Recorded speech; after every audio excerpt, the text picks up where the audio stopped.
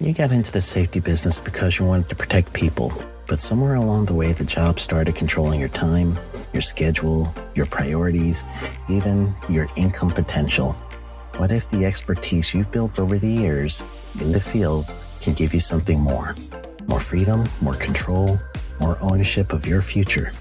I'm Sheldon Primus, the author of 7 Steps to Starting a Profitable Safety Consulting Business and the host of the Safety Consultant Podcast, with more than 350 episodes helping safety professionals become consultants and grow their career. Consulting changed my life. In fact, I'm a full-time RVer, and one consulting contract paid for my home I live in today. Now, I help safety professionals build their own consulting practice through bi-weekly coaching calls, accountability, and personal guidance. But this program isn't for everyone. Start with the Consultant Readiness Audit at sheldon.coach. What if everything we thought we knew about safety was just interference? From the host of the Rated R Safety Show and the founder of Safety FM comes the complete Signal Transmission Trilogy, now available in one powerful edition. Safety, in my opinion, the book that started the conversation. Safety Mutation, where the boundaries of culture, systems, and belief begin to break. And now, Safety Transmission, the final piece of the signal. For the first time, all 3 books are together in one volume. The Signal Transmission Trilogy, Complete Edition. This isn't just about compliance. It's about consciousness. It's about decoding the way we think, lead, and live, inside and outside the system. Whether you've been following the signal since the beginning or you're just now tuning in, this is the version to own. Search Signal Trilogy on Amazon or visit safetyfm.com to get your copy now.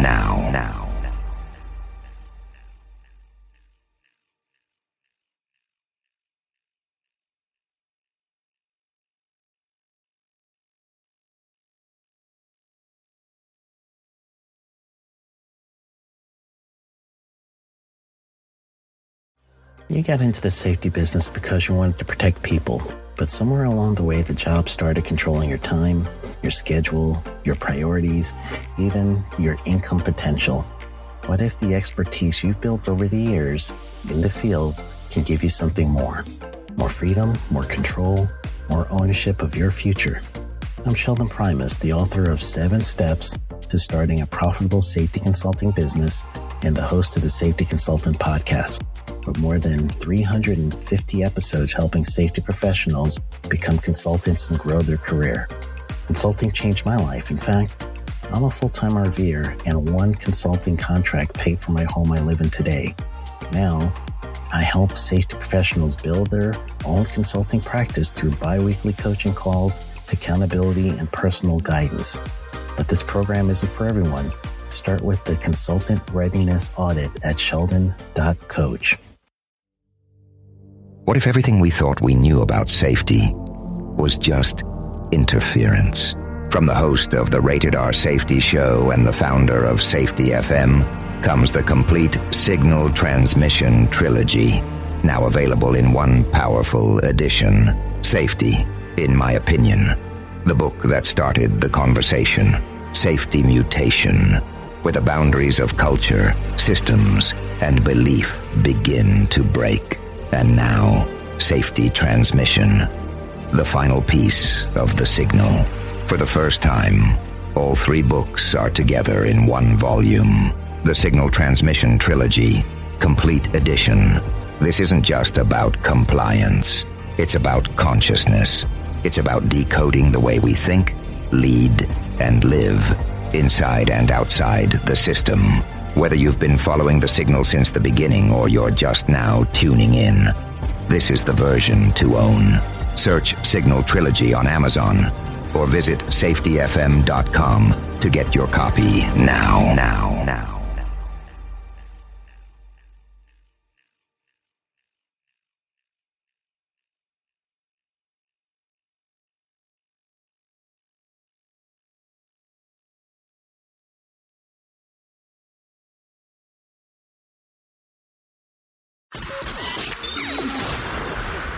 This show is brought to you by Safety FM.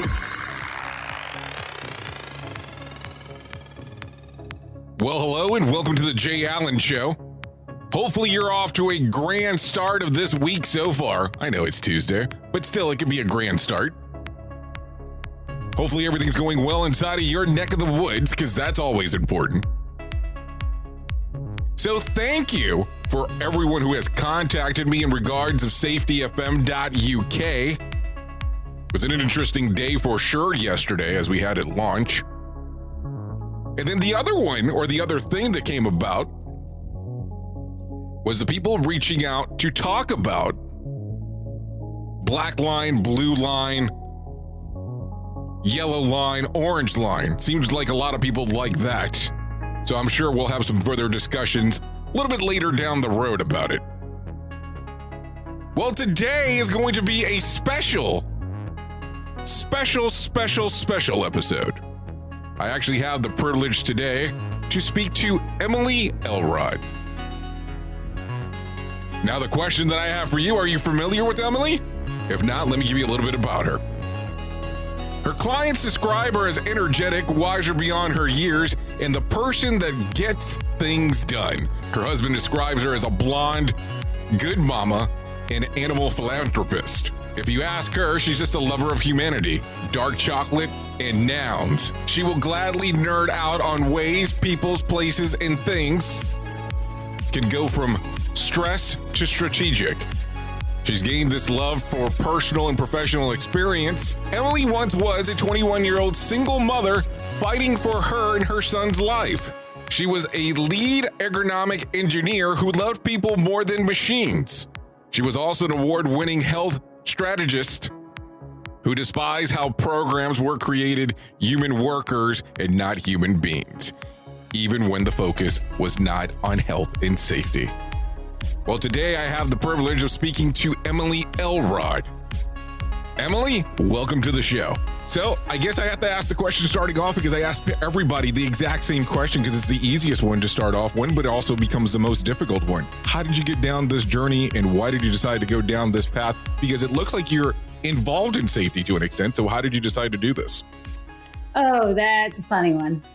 So I started off with a weird, I guess, career life, you would say. So my father actually invented a lot of the stuff that makes carpet in the textile industry. And so I was following in his footpath, and I designed machinery for ergonomics, for safety, making sure that people were avoiding injuries and such. But what I learned from there is that I like people more than machines on most days. And I wanted to transition over into the people side of the equation, because I actually have a background in, or a degree. My master's is in health science, human science, and physiology. So how the body works. And so with that shift over, I got to learn a lot about how humans are designed and our behaviors that we do that sometimes can really sabotage us, in essence, in safety, or it could be in wellness, or just in life in general. So it's kind of how I ended up here. Now I'm my own company. I'm blessed. I have amazing people that work with me that are in the org development, wellness, safety space, and we just have fun. Okay, and we'll get to that. And I just want to make sure that I have an understanding of what you told me right there at the beginning. You like people more than machines most of the time. Yes. So when does this not happen in this fashion then? I can think of a few of them. And now remember, you do have a staff that is probably going to listen to this at some point. So keep that in mind as well. No, hey, I have the most amazing staff. I will say they are rock stars. And talk about one thing that we really flow into is psychological safety. Like, they call me out and I call them out, and we are honest with each other. If you ever, I do a podcast, and on it, it's talk about being a hot human who is humble, open, and transparent. That's our flow. That's what we do. It's all about being hot. Well, you do a podcast, but you also do what I call a vodcast as well, because I do see a lot of your posts on LinkedIn video wise. Yeah. So how did that start for you? What was the decision on jumping into, of course, the medium of being behind the camera and behind the microphone? Again, I like people more than machines on most days. But hold on, you're behind microphones and cameras. Those are all machine related to an extent. They are, but the flow of that is that I was not getting the people interaction that I wanted because of COVID. It shuts everything down, and I'm like, oh, I am a people person. I need my people. And so how can I have my nerdy conversations about different subjects, about how humans are designed, and make it where, hey, it's just like us talking, drinking coffee at a table, And that's kind of what it was, and how it morphed into is just getting with people and having conversations, not with people that are like-minded with me, but people that are like-hearted. Like we see same values and in the work of making, I guess, the world better for people in general. So when you say lighthearted, what are some of the dives that you take into inside of the vodcast? Oh, a lot. Just how humans are made, because it's called Unapologetically Bold, I'm Not Sorry For. So a lot of the times we find ourselves apologizing for being a human at home, at work versus home. And there's this very contrasting values that sometimes play out. And that is what happened in my corporate world. And just the dilemmas that come with you not getting to be your true self. So I always talk about how I'm not sorry I was a single mom. I'm not sorry for that and all the life lessons that it taught me. I'm not sorry that I am a business owner and I am doing this podcast or live stream, whatever you want to call it right now, the radio, while my kids are doing their work. I'm not sorry for that. I'm not sorry for being me and following my purpose and not being a quote unquote stay-at-home mom that should be in the kitchen, that sometimes felt growing up was my destiny. And so that's what we talk to people about, is what they're not sorry for. And it's all different things. I had one person come on and she was not sorry for being wrongly incarcerated and being put in jail for 6 months she had a 10-year sentence, and how she found joy in the jail cell. I'm not sorry. There's another one, Justin DeFlorami came on and talking about the truths of safety. He's not sorry for recognizing everybody, There's just different things that we have flowed through that are around what we have on with Workzbe. We have what is called a WISE model. So wellness, of the full holistic well-being, intelligence, which is process improvement, but also emotional intelligence, safety, which also includes psychological safety, and then empowerment. So basically, if they flow through those WISE ones, we talk about it because we think it's a part of being a hot human. Well, I think it's interesting because I have to tell you, a few days ago, after we made a connection there on social media, I did go through and I found a video of you saying, I want to apologize. Yes. And I was, and then you said, boom, because, and then if you want me to go into specifics, I can. I'll leave it up to you. Okay. No, and I was amazed that you said, hey, that you had not been as bold as you present yourself. And I was like, that's pretty bold of you saying that in general. Yeah, what I find is a lot of people that put out content the way that we do, it's things that we're working on. I am working on daily to be unapologetically bold, because I have a pretense to always say, I'm sorry for this. I'm a people. Again, I like people. I love to make people. Not machines. Not machines. Not machines. I can handle machines. I love making machines very efficient. Now I can get nerdy on that one, but again, it goes back to the people equation. But for all that, it's just I got to be bold in who I am and walking out in my purpose, and just quit worrying what other people think sometimes, because sometimes it really can hurt your progress. Because you care, is this going to be a good idea? What do they think? Will they get likes? Just do it. Who cares? So let me ask you about that, because this becomes a very interesting component, especially you being a business owner, a podcaster, we'll say a vlogger, just to kind of put a prettier term to it. As you're doing this and you're doing these things that are quote unquote non-apologetic, do you see that has also some impact in your business, where maybe a client might look at that and go, well, that was a little bit different than what I am accustomed to you bringing to the table? Has that occurred? Or is that something that you even concern yourself with? I always bring something that's different to the table.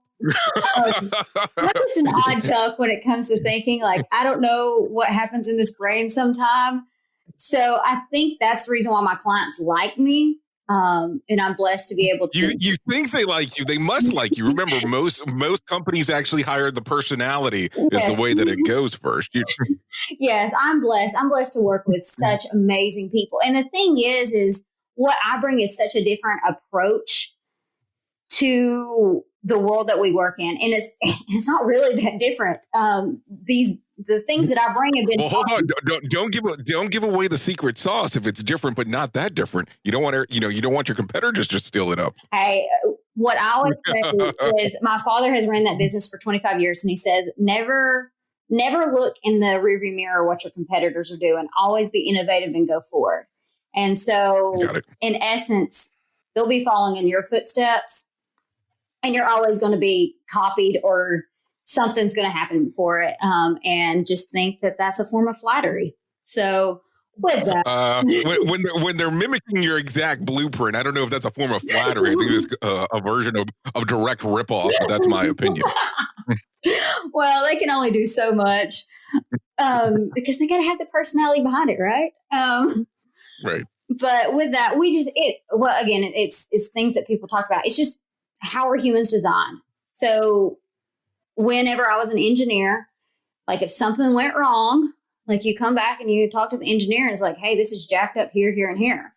But then you go into the people space and we don't look how, one, we've designed our spaces, or two, how the human is designed to even interpret it. So one thing I always talk about in since this is a safety part, one of the things I cannot handle to hear at times is the safety saying, stop and think. So if anybody's hearing this and you came up with it, it's good in theory. But if you have a stressed out environment, it literally shuts off your learning centers of your brain. So people can stop, but they can't think. And they're going to rely on whatever safety mechanism and tool and machine that you created to compensate for what they should be thinking. And so those are kind of the things that we come in and we look. It's like, let's look at the behavior side and how our thoughts lead to our feelings, which leads to our actions, which ultimately leads to our behaviors. And look at those equations. How are humans designed? How are they made? So let me ask that then, being as we've gotten to this particular portion, as you look at this, do you look at behavior when you're talking about safety? Is that what you're looking at in particular? Is that how you take the approach to it? Yes. Well, the cool thing is in physiology, there's this thing called serotonin. I call it our safety cop of our body.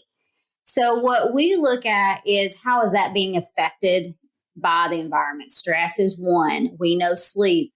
Cool thing that people can do with their claims that I found is that you can see safety incidents or accidents correlated with the hours that people work. So if they're working 3-4 shifts, you're more likely to have an accident. It would be common sense, you think, but we still have places in public. Oh, you said that? You said that out loud. I cannot believe that. Common sense, and tied that in together inside of something talking about safety and working. Oh my God, we're going to all get in trouble. We're all going to hell now. I know for sure. I know, dang it. But that's the thing is again, going back to the machine thing, we kind of compensated with some machines with processes and policies that we created to basically make us human robots instead of human beings and use our brains. And I talked with somebody the other day about falls, like fall protection, still the number one thing. We're still talking about it. We're still doing the same drills and trainings. And it's just like, wait up a minute. Like, can insanity is doing the same thing over and over again, but expecting a different result. So if they're not engaged, they think it's cool for a minute to watch something fall and then it check, and how a human possibly can break into a billion pieces. But that doesn't really sink in with them. So how do we make it a behavior? How do we make it a habit for them to check on their brothers, check on their sisters in safety, but then also for you to even be able to care for others, you got to care for yourself first. You got to have awareness, the sleep. And that's why safety and wellness flow together for us, because it's all in the body together. So as you take a look at this and you go into organizations and you start having this conversation, how does this normally go about? Does somebody contact you because they're realizing that they're having a problem, or do they contact you because they already had a problem? Usually already had, typically. Okay. And they want something new and different. And that is one thing. But the other one is too, safety, again, has always been said the same way. And I had somebody the other day tell me, he goes, this is something new. And he goes, this may stick. And I'm like, well, I hope so. That's my goal. We've never heard about safety being talked about, like how we're designed and how we're made and that it's actually in us. And there's another thing that we talk about is growth mindset. So when people know that it's within them and that's how they're made and they're designed, they're more likely to accept it in essence and have more of a growth mindset than a fixed one. And so that has been an interesting mix on it with the increased engagement, I would say. Okay, but you're going to have to hold on real quick because not everybody's going to know exactly what you're talking about there between the growth mindset and the fixed mindset. I know a lot of people that play inside of the world of psychology will know about that, but you're probably going to have to go into a little bit more specific about that. Okay, so a growth... I mean, well, let me rephrase that. You don't have to, but if you want them to follow along here, you might want to bring it up. Okay, so, and that's the thing. I feel like everybody should know what this is. My kids are being taught this in kindergarten. So it's starting to be put more into learning, which is what I love. But growth mindset, in essence, is that you feel like you can adapt, you can overcome, and that you're not a product of your situation. In essence, if something comes at you, you believe and you have the mindset that you will be resilient, you'll be able to overcome and bounce back from it in a very broad term of how it goes. Where a fixed mindset... Right. Go ahead, sorry. Where a fixed mindset is like, it's this way, it's always been this way, it's always going to happen this way. You're fixed. It's not going to do much for you. So you feel like you're a product of your raising. You feel like you're a product of your moment. You are fixed in this moment and you can't change it. You can't do anything to adapt or overcome, or no behaviors can happen from it. So, which I know you have a background in PhD in all this, so you might can explain it a little bit better. No. I think you're spot on in regards on how you're actually explaining it. Now, here's the fun part is that I'm noticing exactly how you are. They're starting to show this actually even in schools now at a younger age for the students to have a better understanding of exactly what's going on. Because I think that that's really what we've noticed as we've been going through the journey, that people are adaptable, but sometimes people don't want to acknowledge that right away, which has become very interesting as we go out through this particular journey. Now, I don't want to turn around and make this about me and my stuff. I'm more interested in what you have going on. I can talk to myself all the time. So that's not a big thing here. So you go there, you talk about this, you start changing. Now, do you go back several times as you're going through this, or do you have like advocates inside of the organization that are, let's say, strong belief? I'm going to use the word believers, and I know people normally think that I'm talking about religion, but when you get to safety, you almost have to become an evangelist when it comes to these things. So do you have people that are following along with what you're kind of the letter of the law, what you're talking about, or how does that come about? So you have to have in essence, you have to be the evangelist. You have to have the followers, because if you ever get an email from me, it says the kiss of death is to be the genius with 10,000 helpers, instead be the genius with 10,000 geniuses. And the aspect of that is the people I typically work with. I work with all sizes, but I do have a few Fortune 500 companies. I can't be everywhere, and I don't want to be all and be everything for everyone. People are amazing, and this is awful. And I love that people have me as a consultant and come in and do the work. But half the time, you actually don't need consultants. If you just took the time to ask your people what to do and censor her right away, block her, mute her. She's giving away all the trade secrets. No, that you're so spot on. Realistically, the ideas do come from the field, and I'm sorry for rudely interrupting you, but you're right. You're absolutely right. A lot of organizations don't even realize that some of the best ideas that were going to come about do come from exactly inside of their organization from their field. Exactly, because I can't know how to go in and change a machine over. I don't know how your actual safety processes are exactly. I can hear and I can be a third party neutral, but you guys know it. Like, who's ever doing it knows what to do, and they know it best. So why not use that to your advantage? Like, they've probably been doing it for 20, 30 years and had these thoughts like, wouldn't it be cool if we did the X, Y, and Z? But they just kept it in the brain. Like, I literally had a guy the other day that said, yeah, I've been thinking about this for 5 years. I'm like, and you're just now telling me? Like, and it's like a secret. Like, he kept it in, like, and it's going back, I guess, to that unapologetically bold. Like, he doesn't even have enough confidence, or it could be the other part that he might be scared that he may look dumb, or his thought might be dumb. And it's something that he's just thought and turned and earned on for so long that he's just like, never mind. So do you think that when you go to an organization, then you're helping empowering some of the people that are already there? Is that the way that you look at it? Oh, yeah. It's their idea. Again, so no knock to the men of the world. I love, like, that's a knock. That is definitely a knock. Anything that starts off that way, I am blah. That is what it is. Exactly is. Okay, come on. So slightly a knock. These guys are awesome. So I'm blessed. But first, whenever I went into designing and engineering, like, I was the only girl. Like, and this was about 10 years ago. And with that, there's what I found is that they believed I could not do the engineering aspect of it and the design of it, even though I've been doing it in essence since I was 10 years old, because I'd been in the shop. I'd been taught. I could AutoCAD anybody, you know. But it was so frustrating. But what I learned from there is like, okay, how can I overcome this frustration?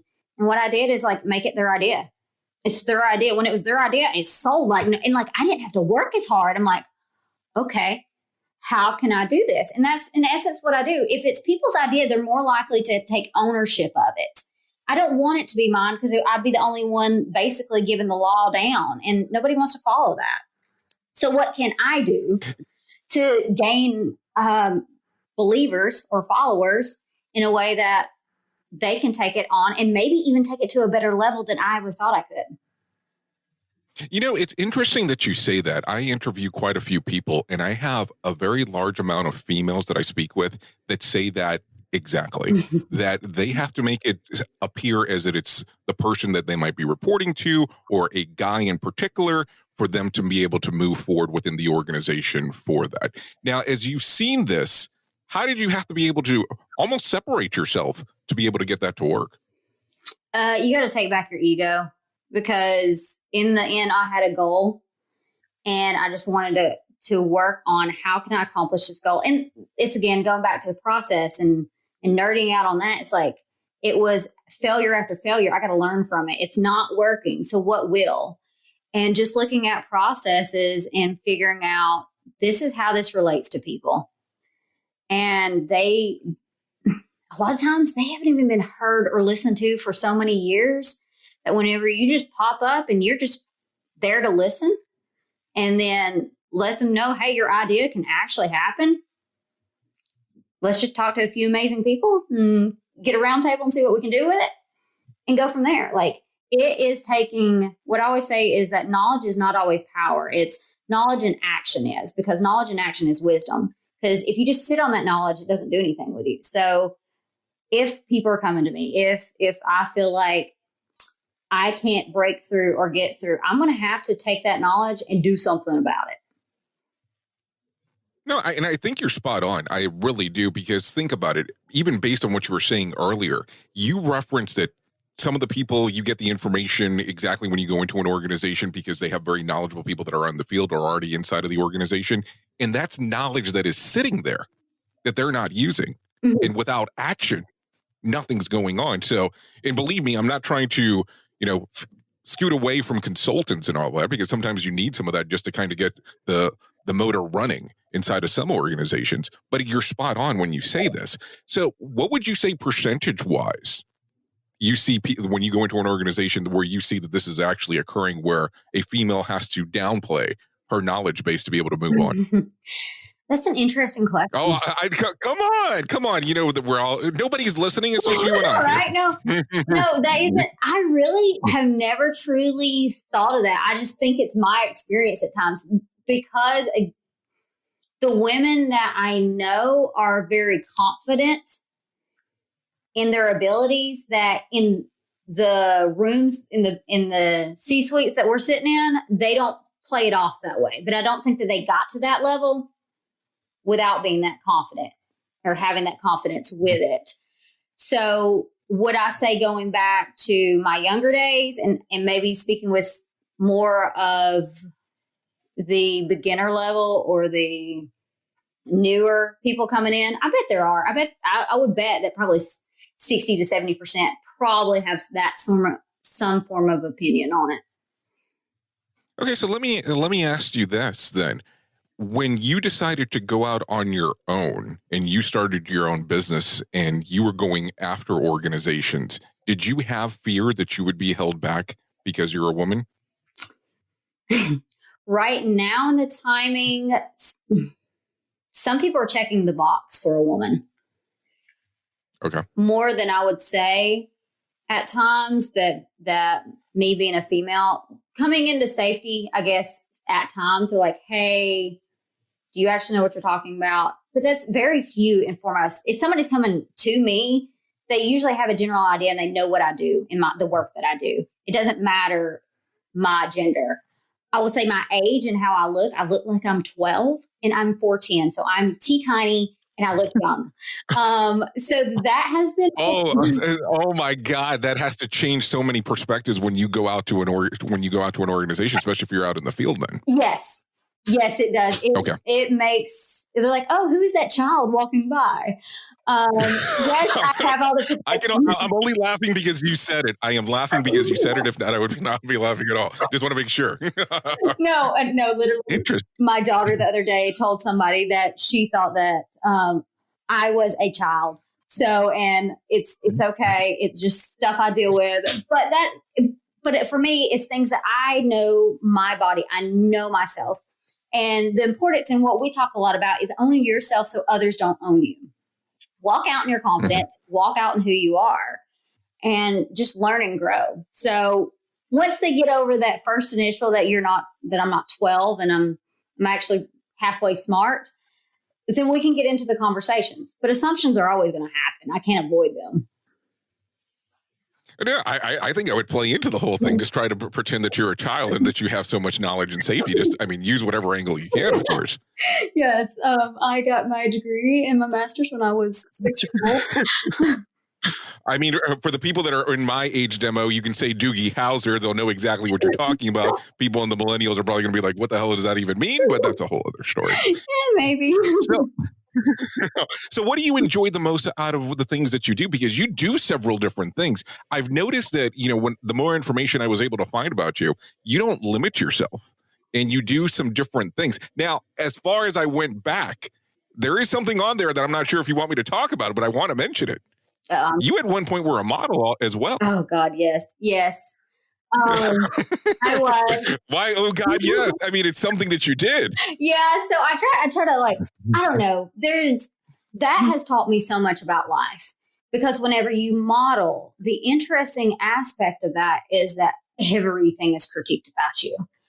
And one of the things that I have found in the work that I do is that so many people struggle with perfection. It's like, how do we have the perfect conversation? How do we get this out the right way? Do we get the likes on it? Will we get agreement from the C-suite? All these different things that come with it because they have to make it perfect for them to go forward. So what I found is a lot of times is that perfection really hurts action. And so what we talk a lot about is progression. And I would say I learned that from my modeling days, that it's all about learning how to make yourself look better in the next pose. And people think modeling, oh, they just smile and they wave, or whatnot. It actually, it's more to that. But it's a life lesson that taught me something. And it's also something that I will say that I try to stray away from to a bit because there's a lot of vanity with it. And the people pleasing aspect of it. Really, all that, I guess you would say, comes together to make who I am today, to be unapologetically bold, not worrying what people think, not wanting to be this perfect human, but just being me and being real. So a couple questions there then. Were you interested in modeling first or the physiology portion first? Which one came to path from the beginning? Definitely modeling, because it paid $65 an hour and I was in college. I'm just saying. Okay. It was a pretty. Hey, it's honest. It's honest. I like it. For sure, I like it. So as you look at this, has this kind of, and it's a terrible word, but I'm going to use it anyways. Do you feel that this has jaded you and how you look at certain things because of, you know, the glitz and the glam of the modeling world, and then which it's perceived by the public? So when you look at things now, especially when you're diving into organizations, do you kind of look through the malarkey, as people would say, before you are able to find some of the deep dives? You know, kind of like the Steve Jobs approach, where he always said that it needs to be pretty on the outside and on the inside. When you go in there, do you take a look and go, hey, because of my modeling experience, I can see, you know, what is glitz and glam before you can really get into the very good stuff that might be hidden inside of the organization? Yeah, I would say that did flow through to it. I would say more my background and just how humans are designed. Like, I'm really good at reading people and the ability to see if they're just calling BS on things. Oh God! Oh, what are you going to say about me when this is done? I'm getting a little worried. No, I can't see your facial expressions. I love reading facial expressions. I love reading people. The quick read that I can have is you're real. And that's what I like. You, in essence, would be described as a hot human who is humble, open, and transparent. Like, I can tell by the ability for you to even look back on things that most people don't even ask about, and being my modeling. So you have an eye for, in essence, investigation and seeing things. So that's cool for me. And it makes me have a fun conversation. Again, I think people are cool. So I'm all about talking and learning and growing from others. Well, and I appreciate what you said there. I guess because of my research background, that's what I do. I try to look at these things that most people normally would not approach. And then I normally sometimes get in trouble when I do approach them. But if it's there, if it's on the web, I can normally find it. It's not that difficult to do. So now if people want to know more about you and your organization and the podcast, what do they need to do? So you can find me on LinkedIn at Emily Elrod, MHS, so Masters of Health Science. Or you can also go to workzbe.com. It's WORKZBE.com. So Workzbe. Well, Emily, I have to tell you, we're going to have to do this again. This could not just be a one-off and it never happen again. I really did enjoy the time today with you. I appreciate you coming on to the show. Well, thank you. It was fun. Well, this brings another episode of The Jay Allen Show to an end. I hope you enjoyed our conversation today with Emily Elrod. I enjoyed it so much that I have made Emily an offer. Emily will be coming on with her show Unapologetically Bold to the Safety FM network. Be on the lookout for some more information on that. Anyways, if you want to know more about what we have going on at Safety FM, you can go to safetyfm.com for more information. Keep in mind that we stream across the multiverse of Safety FM 24 hours a day, 7 days a week. You can go to safetyfm.com to find out more information or to download the iOS app or the Apple app or even the Alexa skill. Safety FM is the home of real safety talk. This will bring this episode of The Jay Allen Show to an end. We'll be back before too long. Goodbye for now.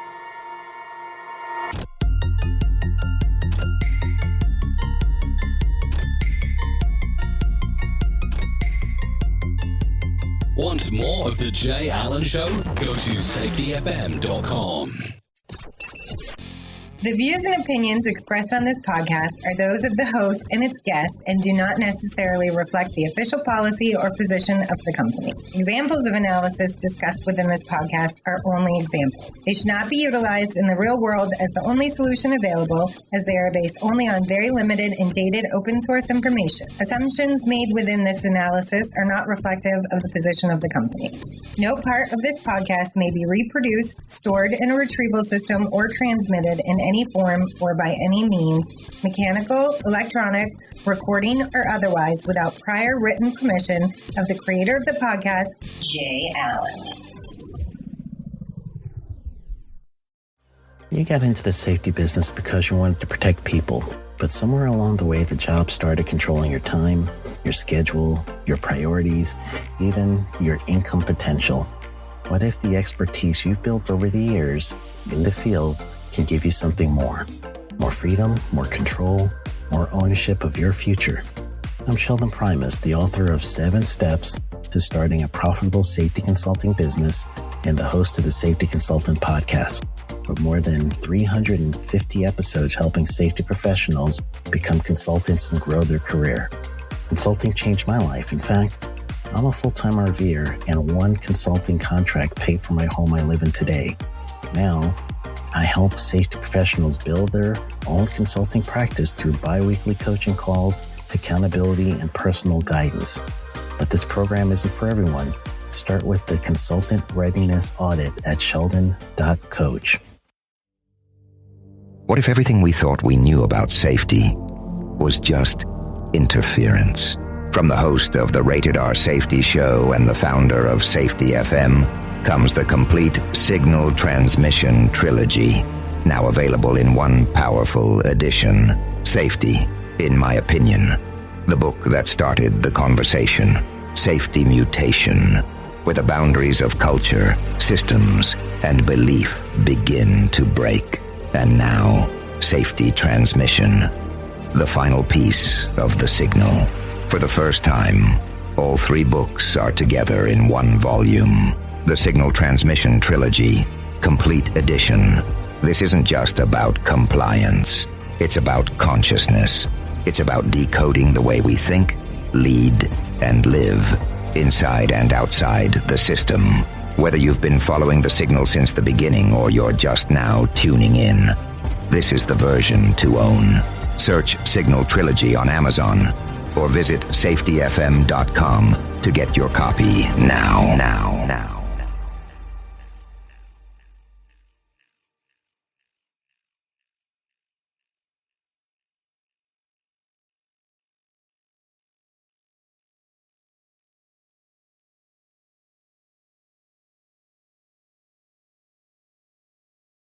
You got into the safety business because you wanted to protect people, but somewhere along the way, the job started controlling your time, your schedule, your priorities, even your income potential. What if the expertise you've built over the years in the field can give you something more? More freedom, more control, more ownership of your future. I'm Sheldon Primus, the author of 7 Steps to Starting a Profitable Safety Consulting Business and the host of the Safety Consultant Podcast, with more than 350 episodes helping safety professionals become consultants and grow their career. Consulting changed my life. In fact, I'm a full-time RVer, and one consulting contract paid for my home I live in today. Now, I help safety professionals build their own consulting practice through bi-weekly coaching calls, accountability, and personal guidance. But this program isn't for everyone. Start with the Consultant Readiness Audit at sheldon.coach. What if everything we thought we knew about safety was just interference? From the host of the Rated R Safety Show and the founder of Safety FM comes the complete Signal Transmission Trilogy, now available in one powerful edition. Safety, in my opinion, the book that started the conversation. Safety Mutation, where the boundaries of culture, systems, and belief begin to break. And now, Safety Transmission, the final piece of the signal. For the first time, all 3 books are together in one volume. The Signal Transmission Trilogy, Complete Edition. This isn't just about compliance. It's about consciousness. It's about decoding the way we think, lead, and live, inside and outside the system. Whether you've been following the signal since the beginning or you're just now tuning in, this is the version to own. Search Signal Trilogy on Amazon or visit safetyfm.com to get your copy now.